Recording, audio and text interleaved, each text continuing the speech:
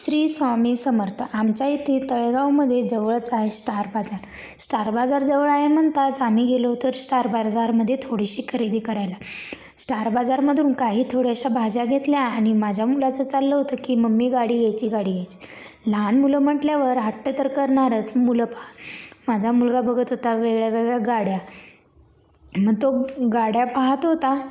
गाड्या पाहताना मग त्यांनी अनेक गाड्या दाखवल्या मला. पण मी म्हटलं आता नको घेऊ बाळा, नंतर घेऊया आपण. पण त्याचे पप्पा काय ऐकतच नव्हते.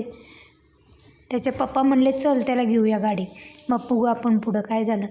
हे आहे स्टार बाजारच्या बाहेरचं लोकेशन आणि इथं माझा मुलगा उभारलेला आहे. आम्ही अशी एंट्री केली आतमध्ये. इकडे सरकते जिनेसुद्धा होते 2. काही थोड्याशा भाज्या पाहिल्या. भाज्या पाहता त्याच्यानंतर म्हटलं चला आता काय घ्यायचं, मोजकंच काहीतरी घेऊया आणि लवकर बाहेर जाऊया. कारण स्टार बाजार डीमार्ट म्हटलं की बिल मात्र धडकन वाढतं. बिल किती झालेलं ते समजत नाही काउंटरवर गेल्याशिवाय. माझ्या मुलाचं चाललेलं हे घ्यायचं ते घ्यायचं, पण त्याला मी एकही वस्तू घेतलेली नाही आहे. त्याला म्हटलं नंतर घेऊ बाळा. मग लागणाऱ्या गोष्टी मी पटापट घेऊन टाकल्या. तांदूळ, डाळ, साखर वगैरे पटपट असे 1-1 किलो मी घेऊन टाकलं. स्टार बाजारमध्ये गेल्याच्या नंतर नजर तर सगळीकडेच फिरत होती. वस्तू पण खूप छान दिसत होत्या आणि मोहितचं चाललेलं वेगळंच काय तर, हे दाखव ते दाखव. मग आम्ही घेतलं थोडंसं सामान.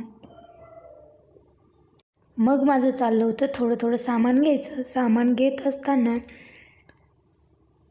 पिशव्या मात्र तिथल्या खूप साऱ्या म्हणजे हे होत्या. मग मला थोडीशी भीतीच वाटत होती की अरे पिशवी फाटते का काय. मग थोडंसं सामान घेतलं. तरी मोहितचं तिकडून गाड्या आणून दाखवणं चाललं होतं, वेगवेगळ्या वस्तू आणून दाखवणं चाललं होतं.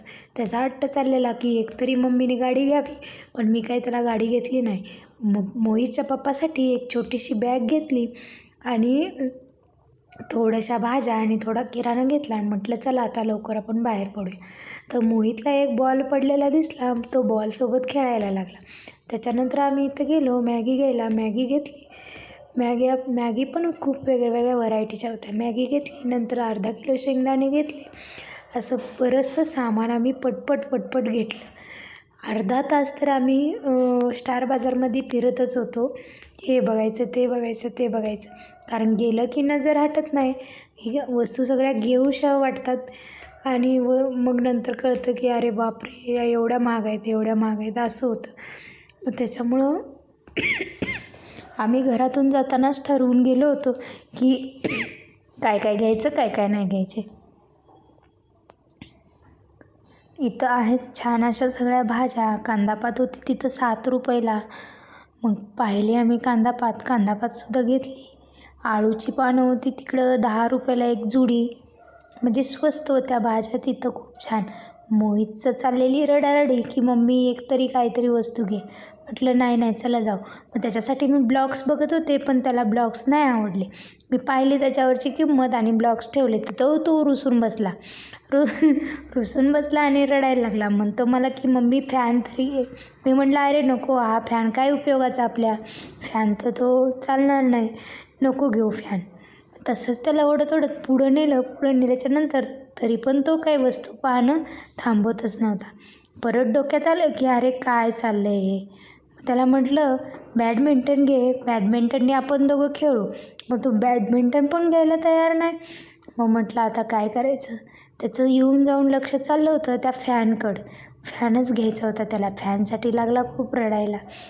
त्याचे पप्पा म्हणले जाऊ दे गं, घेऊन टाक एक फॅन. मग त्याच्या पप्पांनी शेवटी घेतलाच फॅन. आणि फॅन आणून किती दिवस ठेवला, एका दिवसात त्याला तोडून पण टाकला. कसा वाटला आजचा मिनी ब्लॉग नक्की कमेंट करून सांगा.